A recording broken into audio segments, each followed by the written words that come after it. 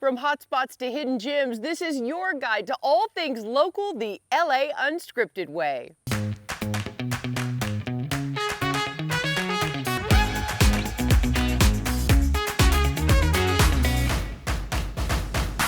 Sun and Surfside, haystacks and cacti.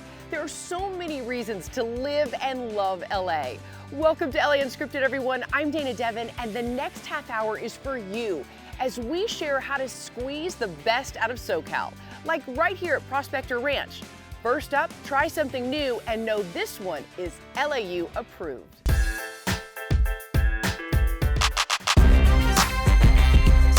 Golf Envy is an indoor golf club. It's an upscale, exclusive, private club to play golf. You can practice and play rounds. Okay, this viewer suggestion is an absolute hole-in-one, so I brought my partner in crime, Divot Doug, here to this amazing place. Nope. You gotta check in. Look, here we go. Members only, Dougie. Tasha, you wrote into us. You wanna read what you wrote? Our business, Golf Envy, is a 24/7 member-based golf simulator club that provides our members with a high-quality country club experience using high-end golf zone technology. And are you guys viewers of LA Unscripted? We are. Actually, my father-in-law, Randy, is a big fan, by the way. Are you a golfer? That's up to interpretation. Well, this doesn't This isn't what like golfers wear? No. What about you? Well, I've taken a few lessons. It didn't go so well. So it's a game improvement space. Typically, most golfers go out and play around, and the only way they can judge how well they're playing is by a score. When they're in a Golf Envy facility, because of the technology, they get ball speed, carry, distance, spin. This gives you all the data and feedback in one place real fast. Okay, so can we play? Absolutely. We just have to pick a course. Okay. Some of the favorites are Pebble Beach. Pebble Beach. Right now we have just about 300 courses, some of the biggest in the world, from Pebble Beach to the PGAs, St. Andrews. Not only does this whole dual plate, swing plate move to replicate the lies of the course. So after you hit the ball, a ball just pops back up again. All right, so are we making a wager on this or what? Yeah, okay. If I win, I get your hat and you hand wash my car. Hand washing cars? Yeah. Have you seen my car? No. Good luck. Oh, he's got 2 kids. That was a mistake. No, that was not good. But look at the ball goes down here. Okay, I'm in the rough. Ooh! He's in a patio. He literally went in someone's house. Nope, that was not good. There you go. Oh God, I'm still in the rough. With our app, we have the door access that allows access control to the facilities, and then you can book a tee time right out of there. So the membership is all-inclusive. It's 24/7. We have tournaments, we have league plays, we have ladies' nights, a lot of social events that are included in that. He's gonna caddy me. Okay. But is this a putter? Don't give her any additional help. So one of the great appeals is you don't have to embarrass yourself on a golf course, but we have actually been kicked out of this hole in Pebble Beach because we had way too many swings and way too many attempts. It's great for beginners, but it does allow you to learn the etiquettes, the kind of pace of play. When I was starting with my wife, there was times it's like, come on, hurry up, there's somebody behind us. Where here, they can sit, they can play a couple holes, they pause. Last hole, champion Off of the the tee. world.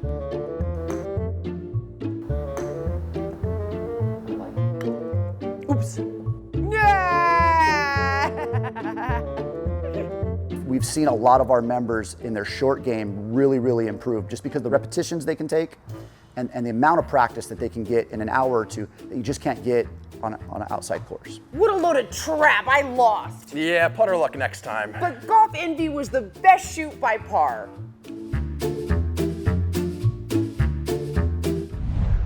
Now shining the LAU light on another local gym that is a must go to. If you've got a sweet tooth for denim, then tonight we're taking you to Lenny, to the denim candy shop. So we are, think of like a denim shop where you get to go and pick out your perfect pair and get it fit exactly to you. I like minor corks, it gives it personality. Okay. The jeans, yes. Let's get you some denim. Let's do it. It's all by appointment only because we really like a very one-on-one client focus where we can put all of our attention on you. I think I'm gonna pull you some 505s and I'm gonna pull you some 550s. Okay. Either meet with me or like one of my team members. Everyone's amazing. And we ask you to fill out a couple questions before you come in, just so we have an idea of what you want. And then you come and you make your denim happen. You can do skirts, long skirts, mini skirts, real ultra mini skirts. You can do shorts, and everything is made from jeans. We work with Levi's, Wrangler, and Lee are like the 3 brands we predominantly work. Like these or darker? Darker. Okay. I am super, super particular and detail oriented when it comes to the wash. Like, I personally love a little bit of a gradient and a little bit of fading where there's like some characteristic to it. This is my Levi jam. Oh, we love. We love. I started out as a tie-dye brand, like how most people did, I guess, in COVID. And then I was actually hired by Instagram to do these sweatshirts for the Creators Week. And one thing kind of led to another, and I was able to fully pivot from tie-dye, and then I was tie-dyeing on jeans and embroidering on jeans, and then moved it fully into like custom denim. We rebranded in 2021, and then this location opened June of 2023. We are in Studio City. It's my home, it's my hometown, and I love the Valley. And I think the Valley needed something like this because everyone always goes to the city, but we want to get people to come to the Valley. And I like to start with the clamps first because sometimes it allows me to get like a bigger piece of the denim. And then I go in and pin. But how does that feel? I own Lenny, and it's a fully female-owned and operated brand. And I think it's really important, especially just like the times that we're in, to just really like empower women and understand that, like, honestly, we can do everything. I would say like I'm an expert fitter, like a denim expert fitter. But I don't want to take anything away from my seamstresses because they're incredible. I learned so much from every single person on my team, and I could not do this without them. So I own it, but I say like we're all equal because they make Lenny happen too. Can I call you a denim doctor? A denim connoisseur? Sure. Yes. I love that. You have a PhD in denimology.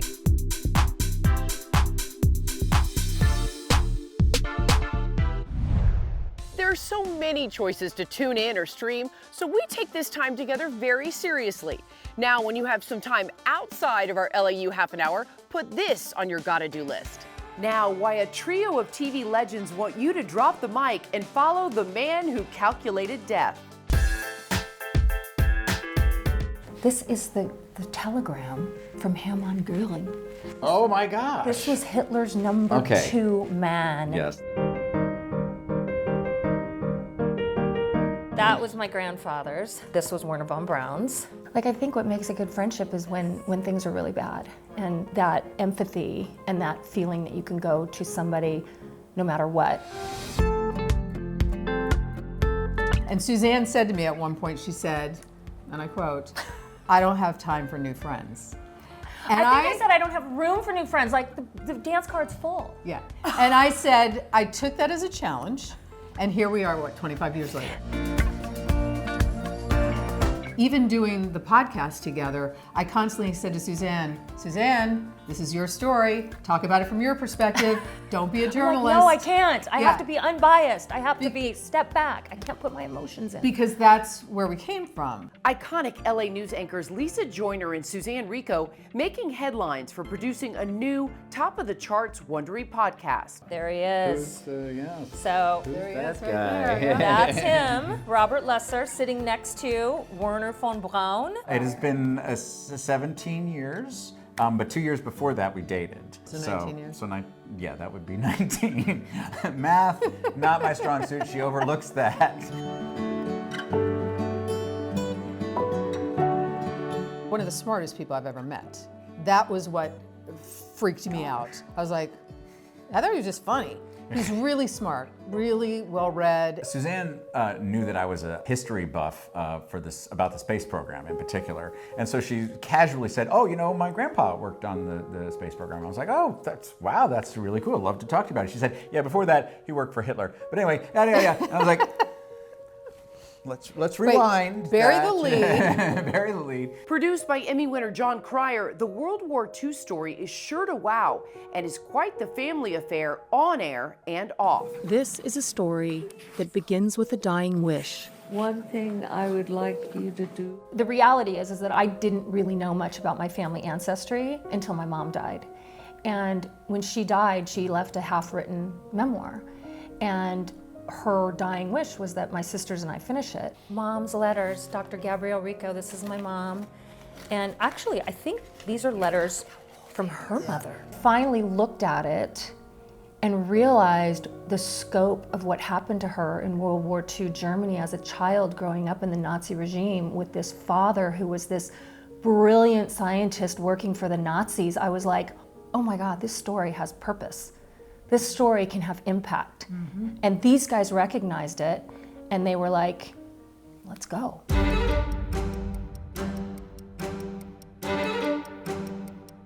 The more we got into it, I did not know that her grandfather was brought over to the United States in Operation Paperclip, which is, a very controversial program in the United States, very historic, a huge part of U.S. history. Somewhere on this table in one of these many, many files is a magazine article from the 50s where they call my grandfather the man who calculated death because he came up with an engineering formula or theory that changed engineering forever. He could actually predict or calculate what the odds were of a highly specialized machine, like a plane, like a spacecraft, what the likelihood was that that would fail. What is it to have a grandfather who was a member of the Nazi Party who built a wonder weapon, a flying bomb, the world's first cruise missile for Adolf Hitler? What we were aspiring to do with The Man Who Calculated Death was to make basically an epic novel of this amazing family history that also happened to be true. Going into the podcast, you'll meet this man, Robert Lusser, and have an idea about him. By the time you get done, you'll have another idea about him.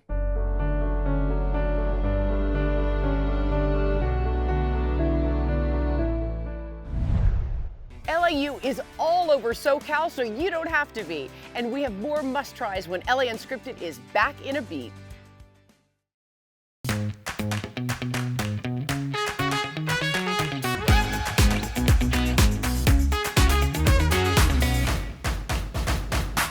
Welcome back to LA Unscripted at Prospector Ranch. I'm Dana Devin, and we are all about enriching your everyday life, day and night.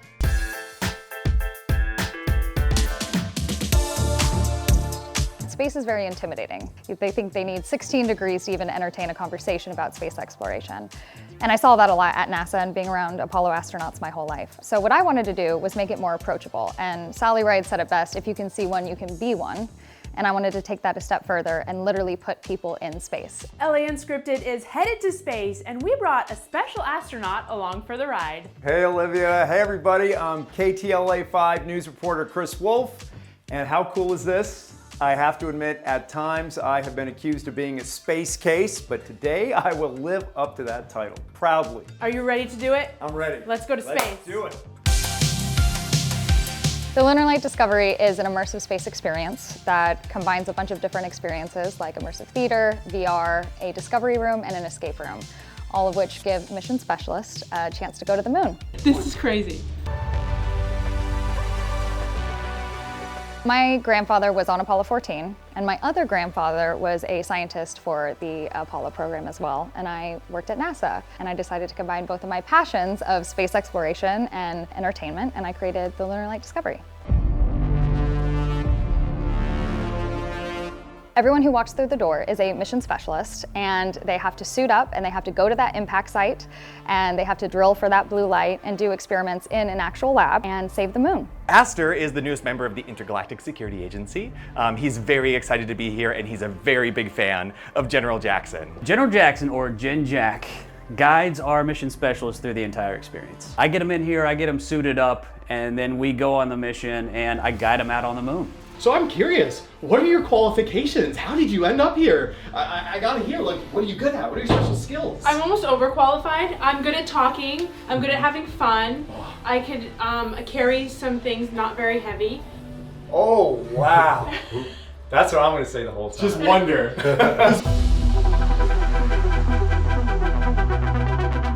All right, Chris and I, we made it to the moon. How does it feel to be on the moon, Chris? Incredible. I mean, words can't describe what this is. Oh, there. Man. Wow. You guys are a long way You guys along. did a good job with this.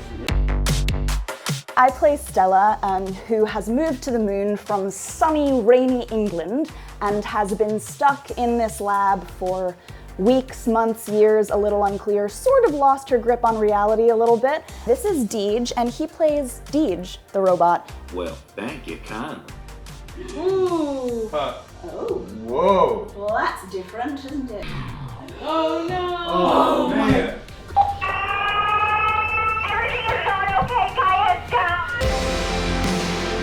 This experience really lets you dream big. You get to go to space, you get to forget your reality for an hour and be in the future. We saved the world! We saved the world! We saved the world! Local finds you'll want to try. We have more of them when LA Unscripted returns.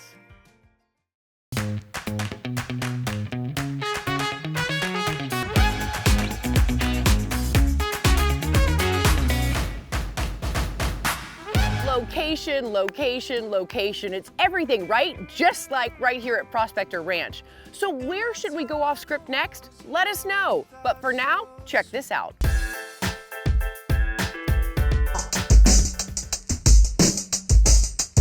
My name is Amy Inoue, and tonight I'm revealing Chicken Boy. He was on top of a restaurant that was called Chicken Boy. Chicken Boy went up on the building in about 1969. I moved down here from the Bay Area when I was about 20. I moved down to go to art school, and I would just get up every morning and drive around. I'm driving up Broadway and I see Chicken Boy. Our eyes met. It was something. What happened was he just made me feel at home. So then I kept track of him. Oh my God, these are amazing pictures. You did such a good job of keeping all this.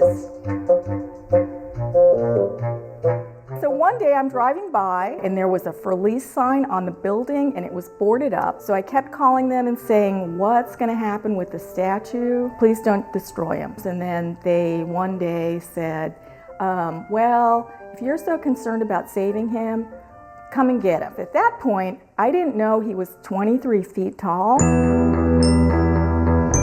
But here we are. Okay, we're moving him. We found some people who would help us and we sent them down in the middle of the night to take him off the building. They went down there with the right equipment. They had a cherry picker and a welder guy and all this kind of stuff. And once we got him down, it was another problem. What to do with him? So I had him in storage for a little over 23 years until we moved to this neighborhood. I had a chance to put him on my roof. Oh my God, and you do see how big he is when you finally see him laying down. You can't tell when he's up there. I know. No, is that you wearing the head? Yes, so he's been up on the roof for about 12 years. He's not going anywhere. So how do you live your best LAU life? Well, here's something we think you'll Guide Dogs of America helps transform lives through partnerships with service dogs, like this guy. Right, Cisco? First, we have to talk about this just marshmallow fluff. Who is this? So this is Cisco. He's a puppy being raised in our program. And after about 2 years of training, first with his puppy raiser and then with us for formal training, he'll be matched with someone here in these dorms. It'll either be somebody who's blind or visually impaired, a veteran with PTSD, a family who has a child with autism, or somebody that works at a facility like a hospital, school, courtroom, police department, fire department, etc. So Guide Dogs of America, Tender Loving Canines is a nonprofit that partners folks with service dogs at no cost to the individual. With all the disabilities that we serve, they've most likely lost some of their confidence, some sort of independence, and for no fault of their own, the world is just a little harsher for them. And what these dogs do is restore that for them. They allow them to have the confidence to go and be independent. Guide Dogs of America was founded by a man named Joseph Jones. This is back in the 1940s. And Joseph went blind later in life. And when he went to apply for a guide dog, all of the schools, there weren't that many at the time, denied him citing his advanced age, and he was only 57. So he said, I got plenty of years that I want to live out, and I want to do them, and I want to live the way that I want to live. So I'm going to start a guide dog school of my own that isn't going to discriminate on an upper age limit.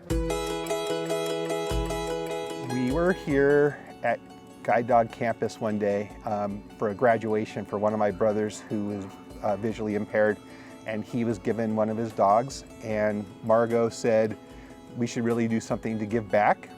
And I thought I was going to pull my wallet out and make a donation, and Hirsch is now our 5th dog that we've done during that time. So it's just really our way of giving something back for all the great things that these dogs do for my brothers and for others as well.